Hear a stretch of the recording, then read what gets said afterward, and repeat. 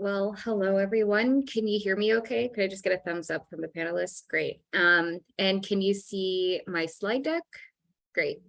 My name is Alera Moju, and I'm a sustainability specialist with San Mateo County Office of Sustainability. And we're excited to have you here today with us. We're going to be talking about energy efficiency and electrification resources, other words, incentives and rebates for homeowner associations. We're so grateful that you're able to join us today. This is a market we haven't really tapped much into, so welcome. And I'm going to do a quick overview of what we're going to discuss today.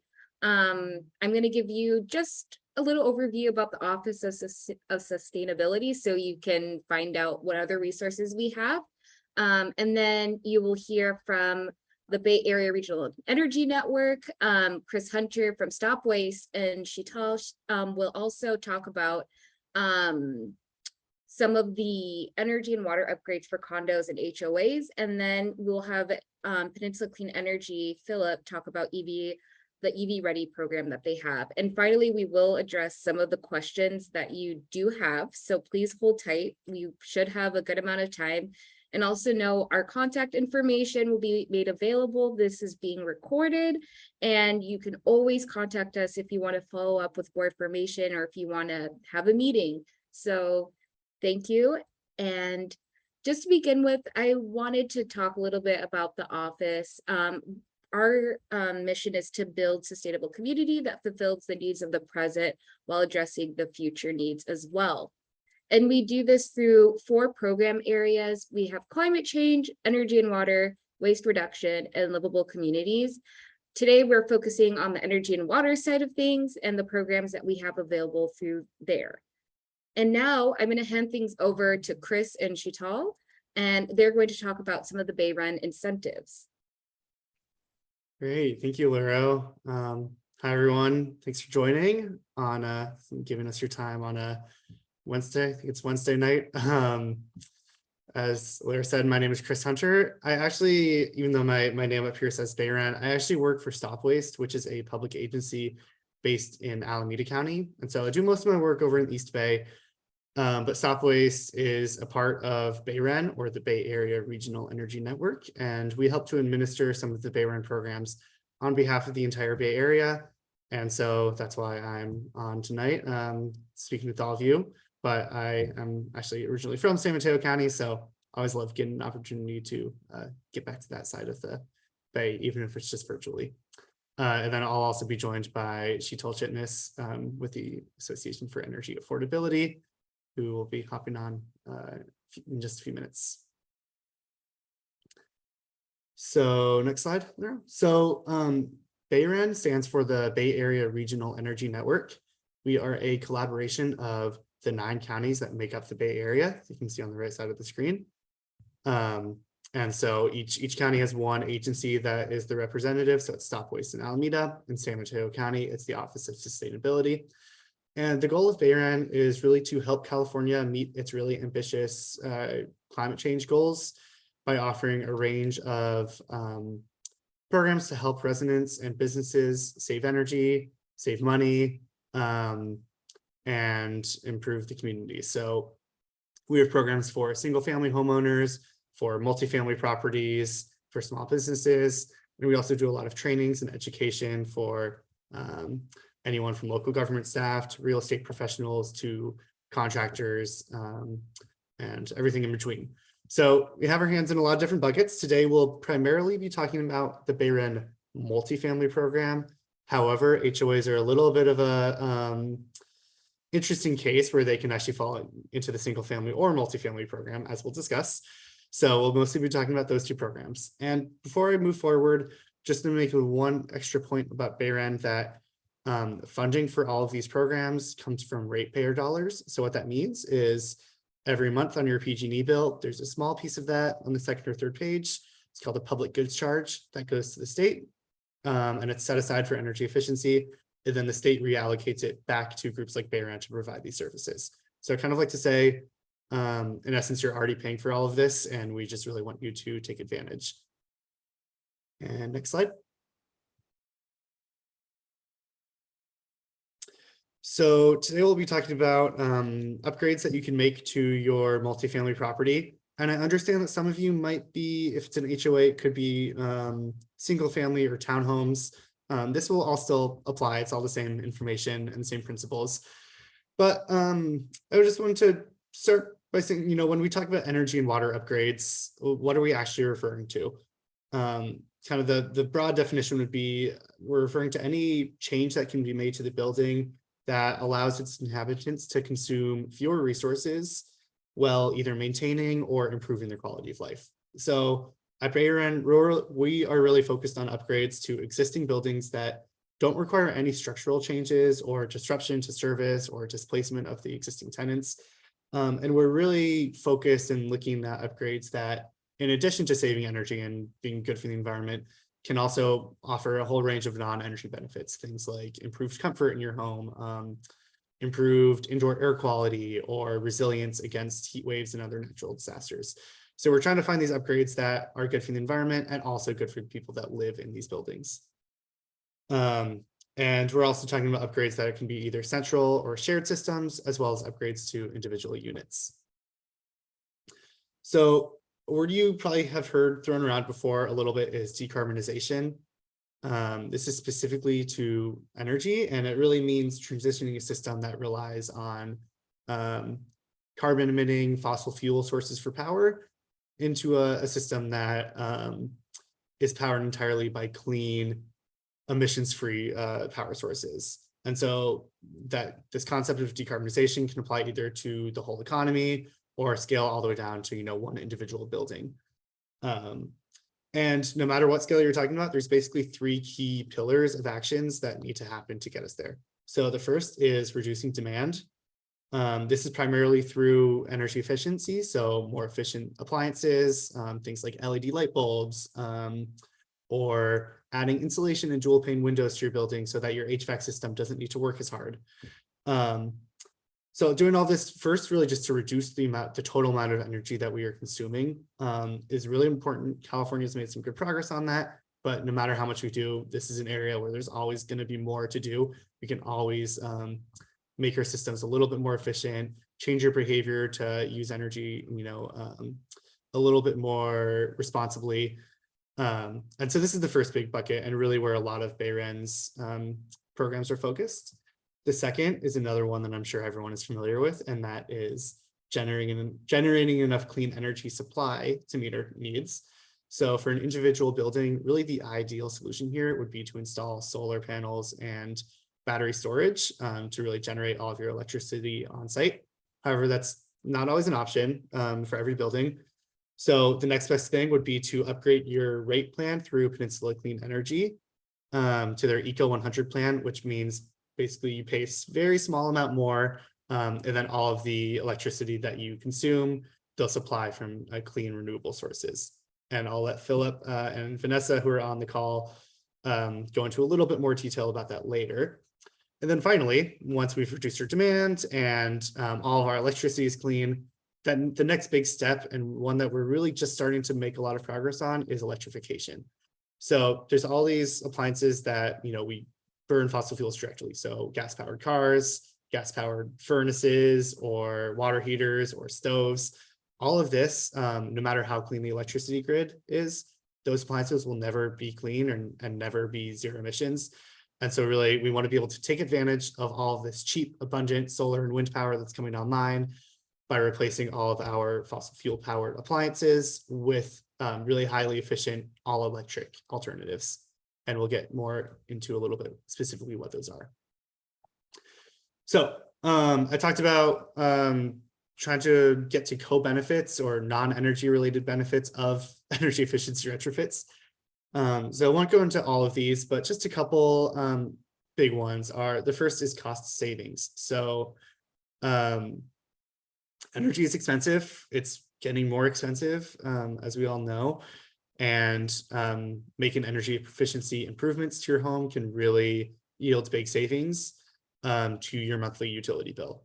So, for example, if your furnace and your water heater combined make up probably about 60% or more of your total energy consumption.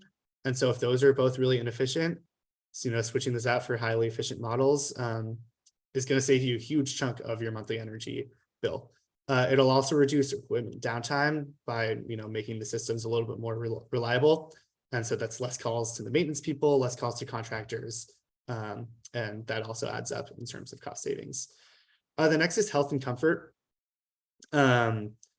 So we talked about this a little bit already, but adding insulation and dual pane windows makes your HVAC system have to work less hard. And the reason it does that is, your home just maintains a more steady temperature. So in the summer, that means that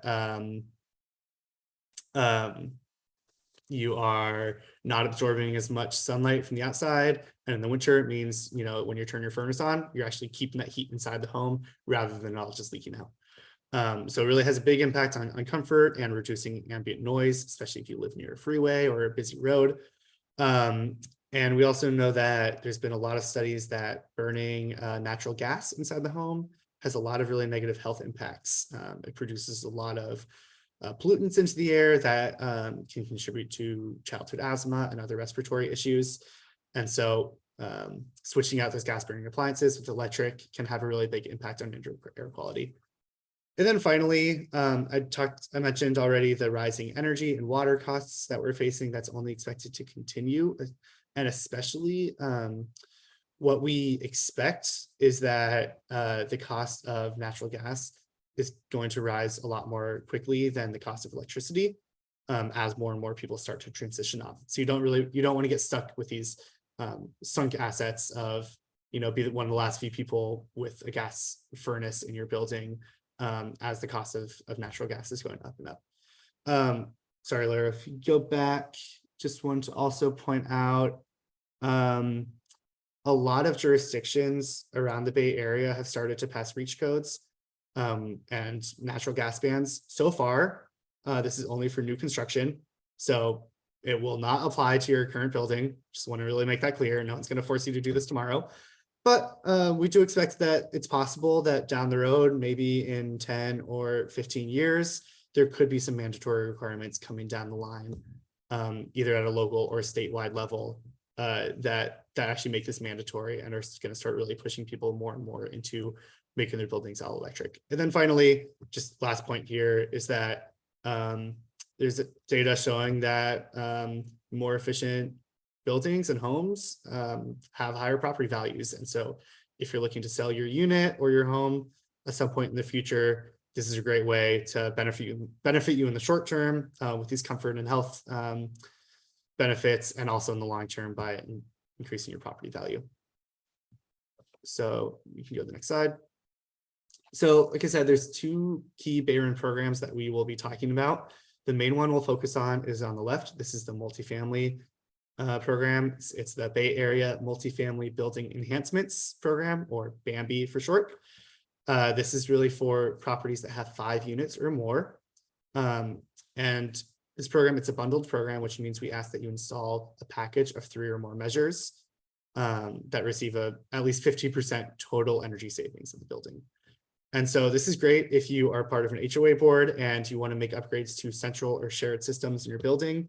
So say you have central water heating in the building, and you also want to, replace the exterior lighting, maybe replace the windows. This is a great program that can benefit the whole HOA and the whole building. But for cases where you might just want to make changes to your individual unit, so say you want to replace your stove from gas to induction, or you want to switch out your furnace for a mini split heat pump system, then that's a case where you could go through the BayREN single family program or Home Plus program. They work a little bit differently, so we'll go through those details or those programs in more details. But just wanted to kind of clarify the difference here would be, again, if you are doing upgrades that benefit the entire building, all of the people who live there, BAMBE's a better fit. If you're doing upgrades that are only to your unit, then Home Plus is a better fit. So we can go to the next slide. So yeah, the BAMBE program, it's been around for almost 10 years now. It's been wildly successful in a lot of ways. We've upgraded about 45,000 units, which is, I think, over 5% of the total multifamily housing stock in the Bay Area in that time. And yeah, it's been successful. However, we haven't done quite as good of a job at reaching HOAs. So that's why we're doing this, and we're really excited that all of you are online today. So this program, like I said, any building with 5 more units is eligible, as long as it's located in the 9-county Bay Area and served by PG&E. There's 2 key offerings, which I'll get to on the next couple of slides. And the upgrades that we offer through this program are really flexible. Sheetal will get into a little bit more detail on those, but anything from HVAC to water heating to weatherization to appliances are all fair game. So we can go on. So again, I want to breeze through this a little bit, but the first kind of key offering that we offer through BAMBE is our no-cost technical assistance. So when you sign up, one person from your property, or it can be a small team, will be the main point of contact. In some cases, that would be a board member on the HOA. In some cases, that might be a property manager. It really depends on your specific property. But we will really hold your hand through the entire process. So AA will guide you through understanding kind of how your building currently uses energy, where some key areas are that you can improve, and then help connect you with contractors, other programs, and really make sure that you are receiving all of the funding that you can. Go to the next slide. And then the next big offering is the cash rebates. So BAMBE offers a flat rebate of $750 per unit. So if it's a 10-unit property, then you would be eligible for a rebate of $7,500. You can use any contractor you want to complete the upgrades. And there's financing options available if that's needed. You can go to the next slide. And then finally, I talked about the basic eligibility. I just want to briefly say for HOAs or condos, it's a little bit different. So not the entire property does not need to participate. Say you have a 100-unit building or one property split between 4 buildings. As long as at least 20% of those units decide to participate, you could go through the program. So say one of those 4 buildings wanted to upgrade some of its central systems, that's 25 units, so more than 20%. That one building could participate on its own without the participation of the entire HOA. So we can answer specific questions around that, but that's basically how that works. And that's all I have. Sheetal, if you want to take over and go into a little bit more depth on how that program works. Sure. Can you all hear me? So thank you, Chris and Lero, for coordinating this webinar, and thank you everyone for joining us today. My name is Sheetal Chitnis. I'm the Senior Program Manager at AEA, managing the Bay Area's Multifamily Building Enhancements, or the BAMBE program, as we call it. I have also served as the technical advisor on several BAMBE projects.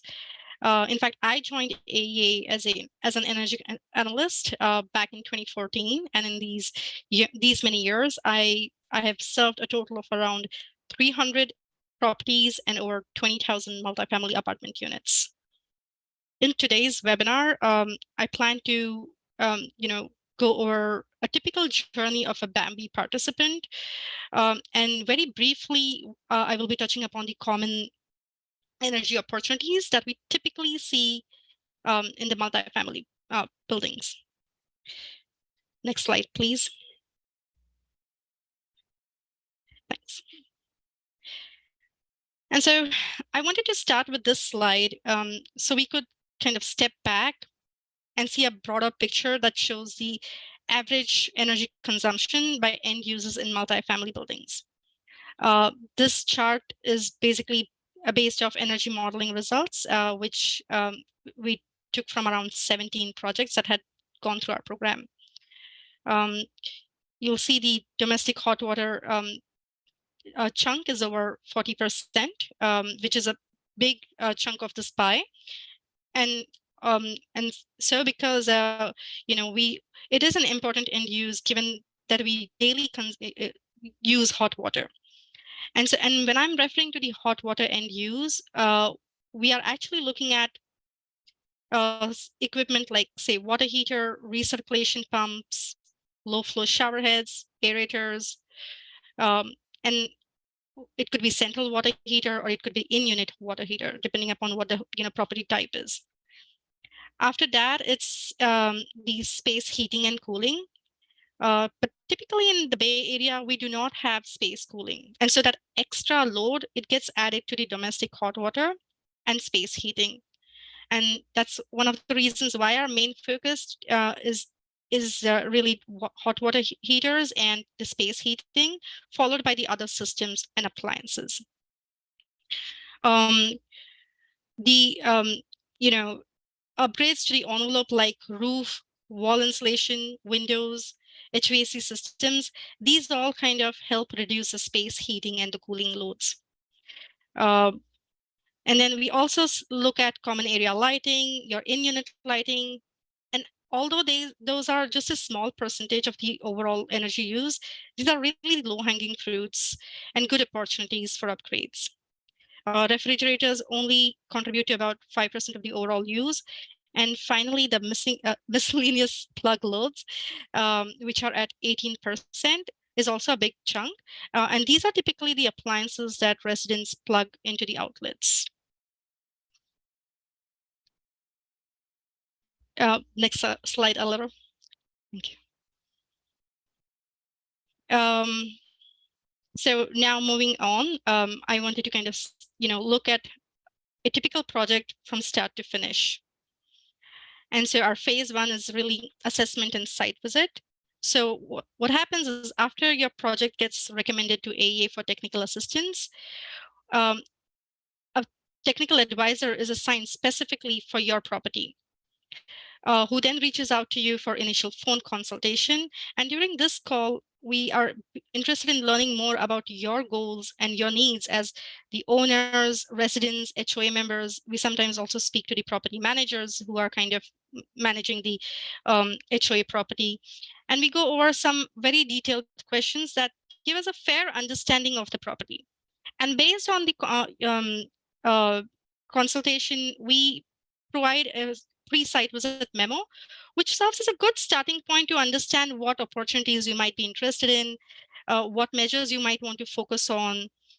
And after we kind of have this initial discussion and we all are on the same page, and if you'd like to kind of pursue the program, we then schedule a site visit. And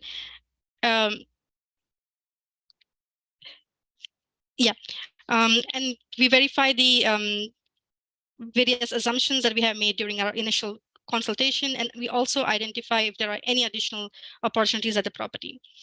BAMBE also offers free consultation for free combustion safety testing for properties which has gas equipment, where we look for any gas leaks, backdrafting issues, or any other issues related to combustion safety. Of course, we always recommend that you move away from gas and consider the electric heat pump options. Thanks, Alvaro. But this particular slide, I wanted to kind of, show some visuals of the common opportunities that we see at the property. And we see many different types, but I've just kind of, thrown in a few of them. As some of you can recognize here on the left is natural gas-fired wall furnace. Some properties may have electric baseboards, some might have gas forced air units, some might have a hydronic heating system. Some properties may have a split AC unit. So there are many different types of heating and cooling systems that we see at the property. Then on top, you will see that the single pane windows. At the bottom is the attic, which has no insulation. Next to it is a photo of a domestic hot water boiler with a separate storage tank. Some properties may have water heaters inside their units. Some might have like a tank type water heater where it's just one single unit heating the water for the entire property. And then the last photo here is that of a compact fluorescent lamp. Next slide, Alora. Thank you. And so after the site visit, the TA typically trues up the energy savings, which includes those findings and recommendations in an energy survey report. And after emailing the report, the TA then would schedule another call to work with you to tailor a scope that meets all your goals and needs. We generally provide all the recommendations, all the opportunities that we are able to see at the property, but that does not mean that you're obligated to do all of those. We try and kind of give you a path to net zero. We try and tell you what opportunities are there, how you could, and you may not be able to kind of do all of them at once, but at least this is a good, good basis to kind of understand what you would like to do if you were to consider that particular measure. So we basically help you understand what your options are when it's the traditional pathway with where we only where there are only gas to gas upgrades, or let's say the clean heating pathway where where you could switch from gas to electric.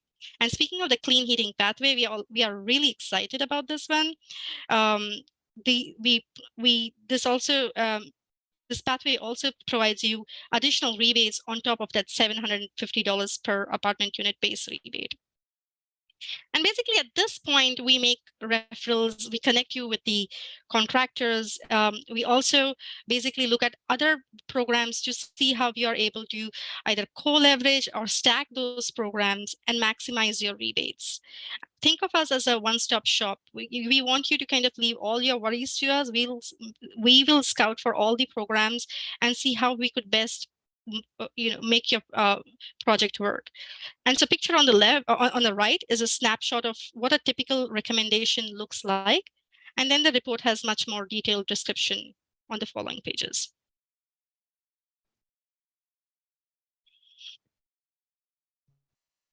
On this page, I wanted to bring your attention to that additional clean heating pathway adders that I mentioned on the earlier slide. On the right is a snapshot of those additional rebates. You'll see that the in-unit heat pump water heaters get replacing the gas water heaters with an in-unit heat pump water heater gives you an additional $1,000 per apartment unit. In-unit heat pump HVAC is additional $1,000 per apartment unit that gets replaced. Then for induction cooking, we now have a $750 per apartment unit. Similarly, there are also rebates for heat pumps in the common areas. For example, ones in your offices or in your laundry, or for example, for your heat pump pool heater. And on photos below are those of the electric heat pump water heater on the left side, induction cooking, and the packaged thermal heat pump, which are eligible for this pathway. So we basically, give you all the options. You have a choice of your contractor, but we handhold you every time and, help you choose a scope of work. We help you reserve your rebate, and you have up to 6 months to complete the project. Another good thing, like I said, about this program is that you can choose your own contractor as long as it's a licensed contractor. And once your work is complete, your TA will then come and you complete a combustion safety testing and project verification to ensure that all the installed measures meet our program requirements. And after all this checks out, your rebate check will be sent in the mail. Thank you. On the next slide, I wanted to show the typical upgrades that several properties have chosen to meet our program requirements. And so on this slide, you'll see the double pane windows, the attic insulation, the condensing water heater, LED lighting. On the left is a photo of a split condensing unit of a heat pump HVAC unit.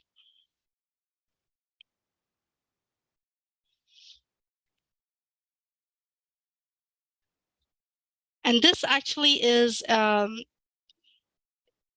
of the projects that I had worked on. This is a senior housing with 130 units. Their efficiency upgrades included condensing water heaters, demand control recirculation pump, dual pane windows, attic insulation, low floors, and lighting. Note at this point, the clean heating pathway was not into the picture, but we are looking forward to many more projects that will move from gas to electric. So with this, I'm going to pass on to Chris, who will tell us how to enroll into the program. Great, thank you, Sheetal. Yeah, so I'll probably go through these relatively fast, to leave enough time for our speakers from PCE, but just want to kind of reiterate the process here. So it would start with you enrolling online. So you have an online interest form. I'll show that on the next slide, and then go through that whole technical assistance process. Oops. And then once you have finished technical assistance, worked with your TA to agree on a scope of work, you would reserve your rebate. So we would actually hold that money aside for you, again, for at least 6 months, and we can extend that if needed. Then you can install the upgrade, work with your own contractor on that, and then finally claim the rebate. One really important point here I want to make is that it's required to go through the technical assistance before reserving your rebate. So unfortunately, we cannot offer retroactive rebates for this program. It's a question we get a lot. The reason for that is because we model it, and so we need a baseline to be able to calculate how much energy you're saving. And if you've already started work, then we can't really tell what that baseline is. So just want to make it clear that unfortunately for this program, we cannot do retroactive rebates. And if you are planning to do a project, want to take advantage of these rebates, hold off on construction just a little bit until you can come work with us and go through that TA process. Okay, next slide. So this is what the interest form looks like. It takes about 5 minutes to complete. Once you fill that out, someone will reach out with this short screening call to confirm that you are eligible, and then from there they would pass you on to AEA. And we'll share this link, Lara. Hopefully we can send this out after the webinar. Okay. Next slide. So earlier on, I also brought up the BayREN Home Plus program. Again, this is for primarily single family homes or 1 to 4 unit properties. But if you live in an HOA and are making changes to just your unit, you're also eligible for this. So this one works a little bit differently. Instead of a bundled approach where you need to have a scope of work with at least 3 measures, it's kind of more an a la carte approach. So you can just pick and choose individual measures, and each measure will have a rebate tied to it. Each home or each homeowner can get up to $5,000. And it covers many of the same types of upgrades. So you can see here, weatherization, HV heating, ventilation, air conditioning, water heating, and then a couple of appliances such as induction cooktops. And again, we can send out that full list of what the exact rebate measures are after this call, but I don't want to bore you by getting into those individual numbers. But again, up to $5,000 for upgrades to your individual unit. Move on. And then one other big service. So in BAMBE, the technical assistance is required. In Home Plus, it's optional, but we do offer, for those who want it, a no-cost home energy advisor service. It's a little bit less involved than the BAMBE. They won't come out to your property, but it's a phone number you can call and get phone consultations from an expert who can really help you understand a little bit more, maybe what problems are going on in your home, provide you some technical advice, and then refer you to contractors and other programs. So this is a really great service. I really recommend if you have questions about energy usage in your home, this is a great service to reach out to. And so you can either call them, email them, or you can actually go on the BayREN website and schedule an appointment with an advisor. Another service that the BayREN Home Plus program offers is a network of pre-vetted and qualified contractors. So we actually do require that you go through an enrolled contractor for the project to receive the rebate. And the reason for this is we want to make sure that they're doing good work and, pulling permits and really doing good work that's going to benefit you and lead to actual energy savings. And so we have a really great tool, again, on the BayREN website. You can filter contractors based on where you live and what services you need and what language they speak. Move on, and this is my contact information. I'm happy to answer any questions about either of these programs. Alara, hopefully we can also include this on the slides. All this information we'll send to you. But yeah, I'm always available, always happy to answer questions. And with that, I'll pass it on.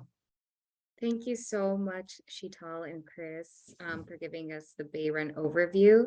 I'm going to hand things off now to Philip and Vanessa to talk a little bit about Peninsula Clean Energy and their EV Ready program.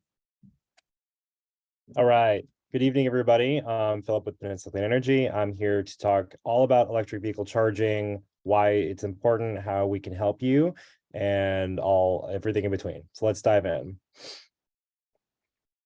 So Peninsula Clean Energy, we're a public agency in San Mateo County. We're the clean energy provider for the county.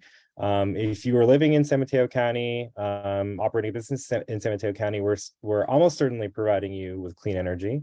And the way it works is that we go get clean energy or develop new clean energy resources. It's delivered through PG&E's grid, and it comes to you, our customers.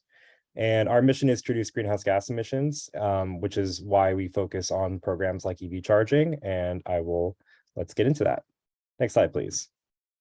So the EV wave is here. EVs are not way off in the future. They're here right now. There's tons of models coming out, tons of models already available. The F-150 is out.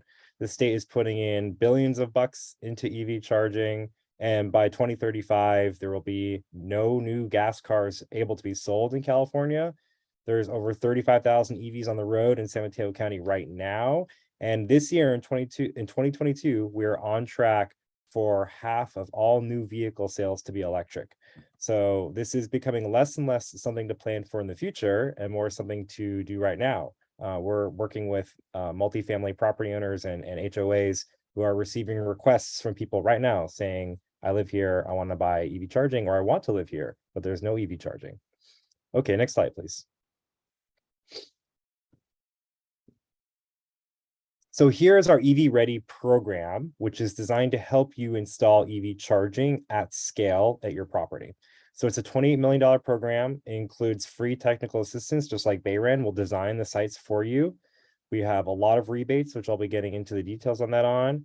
We have preferred pricing for EV chargers. We can help save you some money there by negotiated contracts there. And we have contractors that we can refer you to, or you're welcome to use your own contractor if you have one. Okay, next slide. So I'm going to describe daily EV charging needs for folks that are new to EV charging.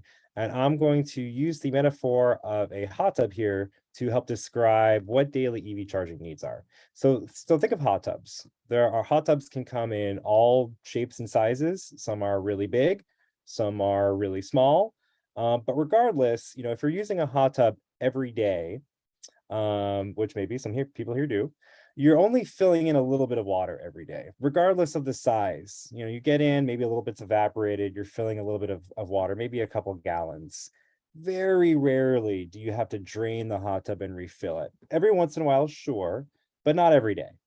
And most people who put in hot tubs at their houses, maybe at their private properties, will use something like a hose, right? Something that's already there in your house to refill the hot tub. You're not going to pay a plumber tens of thousands of dollars to replumb your entire house. And so hold that in mind as I describe EV charging and how it could be similar to a hot tub. So let's go to the next slide, please.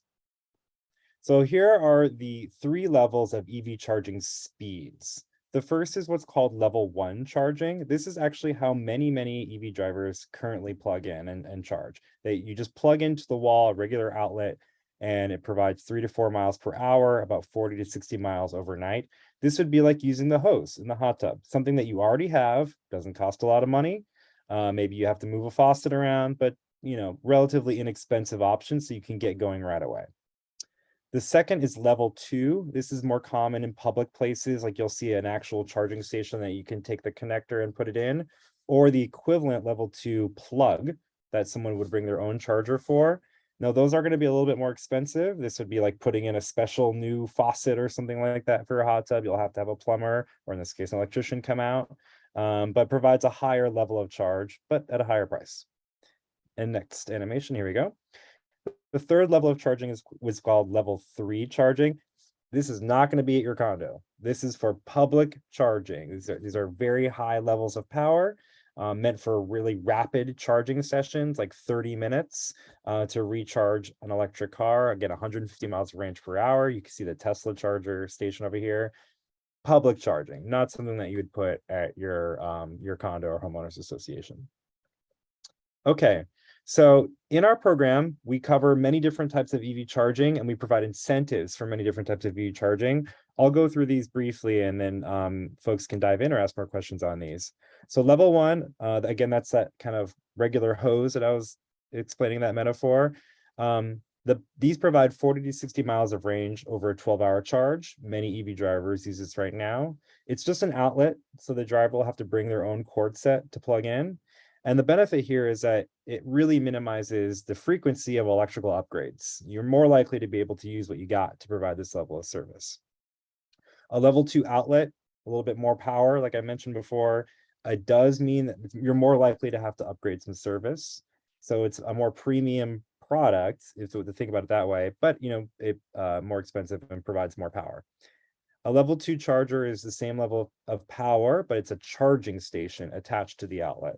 So another more premium product here that a lot of folks are interested in, provides a lot of power. You have a lot of functionality and things that you can do with it, like access controls and billing and payment, but a little bit more. And fast charging, like I mentioned, that's not for our condo board. That's not covered in our program, but the rest are. One other thing that we add is what's called a make-ready port. What this basically means is that we encourage people to future-proof. And we provide incentives for people to do that. So let's say your condo association, you have 10 or so homeowners that say, we want EV charging now. Great, you can get 10 EV chargers installed in our program. We're going to encourage you to run conduit for more spaces, and we'll provide you incentives to do that. So you don't have to do this again. You can have the electricians already out there, run the conduit, and then when a future homeowner wants to buy an EV charger, they just need to attach a charger to the conduit. It's much less intensive of a process, so you don't have to do the whole rigmarole again in the future. All right, next slide, please. So in our program, we cover both residential and non-residential sites. I know the folks are HOAs here, so the most relevant thing is that we cover all multifamily with more than 4 units. That's what we consider to be multifamily. The only multifamily that we wouldn't provide incentives to is if you are kind of townhouses and every single person has their own dedicated garage with their own power already in that garage. That's the only exception. It's one that we see pretty rarely, so I would expect most people would be eligible. Next slide, please. Now, like BayREN, we also provide free technical assistance and site designs. You do not have to do this on your own. If you enroll in our assistance, we will look at your site, do an evaluation, and provide you various options for you to consider, kind of a good, better, best scenario. And you can choose what level of EV charging you want to pursue in your project. We'll also include charging costs and recommended fees. This would be like fees that your tenants or other homeowners would pay to use the stations. Bid packages. If you don't have a contractor that you are already using, you can click in the portal and send them to contractors right away. And then, of course, like I mentioned, we've negotiated pricing for charging stations. All that's free for you to use. We don't require it, but we highly encourage you to use our free assistance there. Next slide. Okay, a lot of info. I'm just going to have you focus on the top few slides here. We provide incentives for lots of different things, but for our conversation today, we're going to be talking about existing multifamily or multi-unit dwellings, and here are the incentives. So for level 1 or level 2 outlets, again, these are outlets, plugs, drivers bring their own cords. We provide up to $2,000 per outlet, which we think covers most of the cost there. For sorry, this is jargon, but L2 EVSE, that just means charging station. We provide $5,500 per port there. If you install a charger that has 2 connectors, like one of those dual port stations, we'll provide up to $11,000. We consider that too. So that's a pretty hefty incentive there. And then if you need to upgrade your main panel, we'll provide up to $5,000 for you to do so. Okay, next slide. We also cover new construction. I think this is more relevant for developers, but if you are building new construction, we also provide incentives at the time of new construction, but we can just skip that for now. Next slide, please. Okay, here's the process. So first, review our requirements, make sure you're eligible. We have such a high focus on multifamily housing, like HOAs and condo boards, that I expect everyone here to be eligible, but check just to make sure. The second would be we recommend you apply for technical assistance to let us design your project for you and give you options to consider, but it's not required. The third is apply for incentives. This is when you're ready, you know how many chargers you want, ready to go. Awesome. Apply for incentives, we'll get you approved and get that to you. And then you sign some documents, submit a site plan within 60 days. This is so we make sure that the project is actually moving forward. If you're using technical assistance with us, which again is encouraged, you do not have to do this. And then we give you 9 months to install your actual chargers. Okay, next slide, please. I think that's it. Yep, that is it. Happy to discuss EV charging more and how Peninsula Clean Energy is here to help you put in EV charging right now. Awesome. Thank you so much, Philip. So now we have some time left. Wow, you really zoomed through that. Well done. We have about 10 minutes to answer some questions. I do see that we have one right now in the Q&A box. I can go ahead and read it, and I think this one might be for you, Chris and Sheetal. Okay. I live in an HOA community, and I understand that at least 20% of the homeowners will need to participate. So my question is, what would be 20% would need to do to, what would the 20% need to do to sign up? Also, would the $750 per unit go automatically to the HOA, or will the homeowner have the option to claim it for an upgrade in their own unit? Great question. Would you like me to take that one? I can, up to you. I can, yeah, if you want to go first and I can fill in. Okay. I would say nothing different. You don't need to do anything differently for an HOA community. Just fill out the interest form and your TA will work with you, and they will determine, how that 20% of the homeowners how much would that 20% be for your property, and work accordingly. I think your second part of the question was for the check. My understanding, and Chris, I wanted you to kind of confirm if what I'm saying is right or wrong, but the check would go to the board member or whoever is the point of contact over there. You could have it sent to the HOA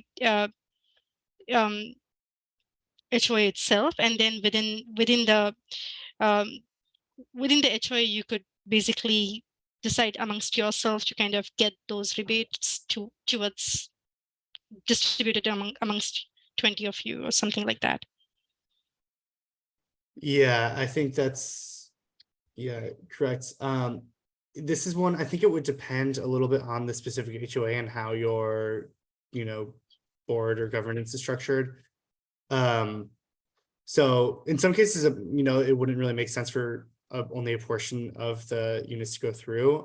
If it's like one building and it really is just like all shared systems that apply to every unit, then I think that's a case where it probably makes sense for 100% of the units to participate. And what that would mean is just the HOA board would vote to, one person would fill the interest form, get the ball rolling, and then probably when they start construction, the whole HOA board would vote to move forward, or whatever, however your board makes decisions.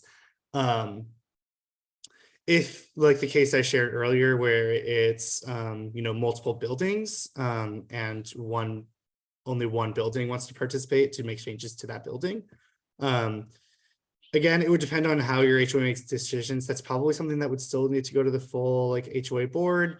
And I'm guessing in a lot of cases, it would require the sign off of each owner in that building. And so really the way that matters is just, like I said, how we calculate if a project is eligible is the energy savings. So with that example of the 4 buildings, if only one building is making upgrades, then it would be 15 we would want you to hit 15% energy savings just in that building, not across the entire property. So that's kind of the decision, is just it determines like how we calculate that the energy savings number. And then Sheetal was right. My understanding with the payment is it would just go to the HOA, and then the HOA would determine how to distribute that rebate money and how each owner pays for it. So And I those can are all also- decisions that we, again, are going to vary property to property, but there's a lot of flexibility. That's correct. And then, you know, I don't have any details of what your property is going to be like, so I'll definitely encourage you to kind of reach out to us separately and discuss this. But typically what I, for most of the HOAs that we have seen is, especially if they have any central systems, like a central, hot water heater, which kind of yields most savings, we typically try and work with the common areas and see if we are able to make the project eligible using those measures. And because, with an HOA, every unit has a different taste, and every unit has different appliances and, different look. And so we then work with the residents to see if they would like to participate. Another beauty of BAMBE multifamily is we can also use part measures. And so let's say, for example, we are short of one measure. We could use, let's say 50% of refrigerators and 50% of, I don't know, dishwashers or something like that, or, windows or something, to kind of make one whole measure. And so we can work, with the HOAs and try and kind of, with the residents and try and kind of see how we could use different part measures to make one whole measure. But more often what we have seen is there are common area measures enough to make the project qualify. One final thing I'll add, that was a great answer, is just, as you can tell, our AEA staff is extremely knowledgeable and qualified, and really like one of the core philosophies of the program is flexibility and, customization. And so I would say, if you're worried about this, don't stress about these kinds of questions too much before applying. Just if you think there's a chance that it could be a good fit for your property, go ahead and submit an interest form or talk to someone at your property who you think would be a better person to submit that, and we'll counsel you through those decisions and help you kind of figure out those questions kind of as it makes sense for your specific property. So really, we want to be as customizable and as, personalized as we can. Well, thank you so much, Chris and Sheetal. We have another question here, and this one's directed at Philip. And the question is, for EV charging, what would you expect approximate cost per station to install? And is there a way an HOA could recoup that cost? Yeah, great question. So certainly it's going to range in terms of what you choose. And then our technical assistants will help you provide the most cost-efficient options possible.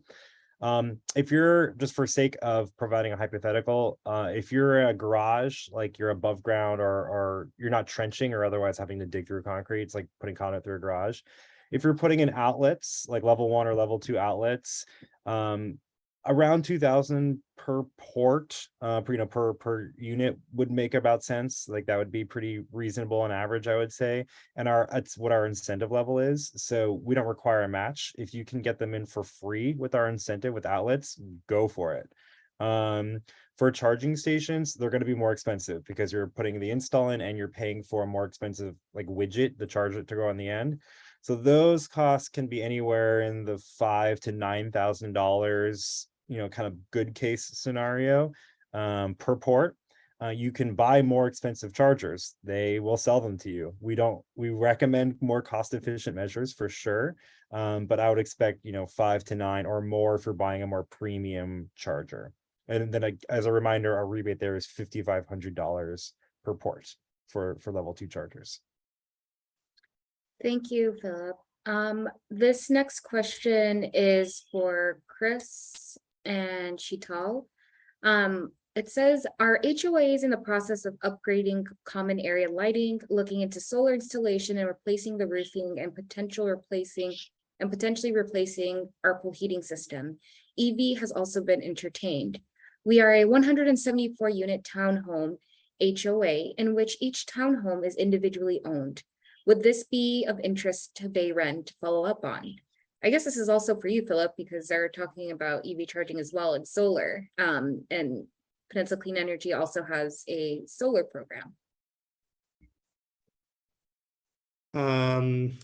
Short answer is yes, especially the common area lighting and roofing, if it's kind of going to be a more highly insulated roofing, and pool heaters are all things that BAMBE can cover. So absolutely, that sounds like a good fit. The one caution I'll give is if you've already started construction, like I said, then unfortunately you would not be eligible. However, because you can kind of do a portion of the property, say you've started construction on only one, portion of the property, could hold off on doing the rest of it and at least go through BAMBE with like the remaining, 75% of units or whatever is left. I agree with that. I just have to add one thing to it. One other thing I would say is this program, just keep in mind that we look at minimum number of measures and minimum person savings requirement.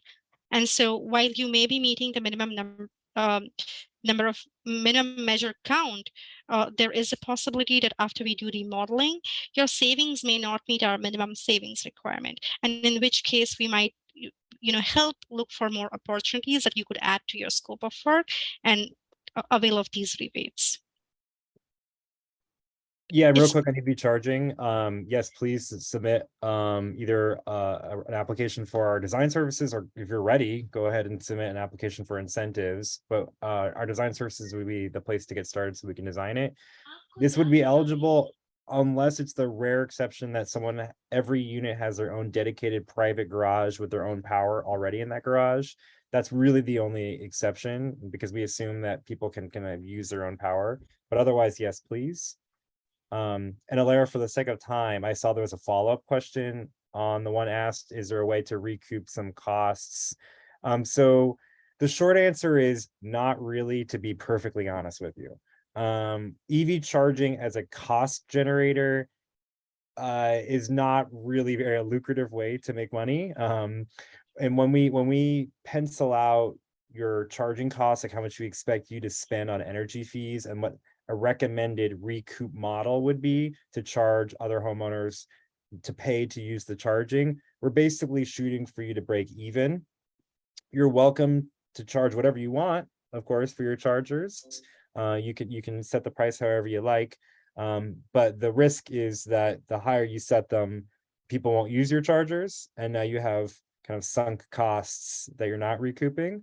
So we give you a break-even model, and that's I think the sweet spot to shoot for. I just want to add one more thing to Bill. I see that you said you are looking into solar installation and EV charging, which makes me feel that you are moving in the right direction of going all electric, and solar PVs and electric heat pumps jive really well. So please go ahead and fill out that interest form. We can look into the possibility of installing a heat pump pool heater. Alara, to you. Well, thank you, everyone. I wanted to thank my amazing panelists and speakers today, Chris, Sheetal, Philip, Vanessa. So grateful for your time. I wanted to thank everyone who joined us today. We'll be following up with access to the recording. It'll probably end up somewhere on OOS's website or something like that. We will also follow up with the presentation slides and contact information for us, so you can follow up and let us know if you need any help and you're deciding to move forward with any of these really great opportunities that we have here today. So thank you all for your time. I know we're a little over time, and I hope everyone has a wonderful evening. Thanks, everyone. Good night. Have a great night. Thanks. Thank you.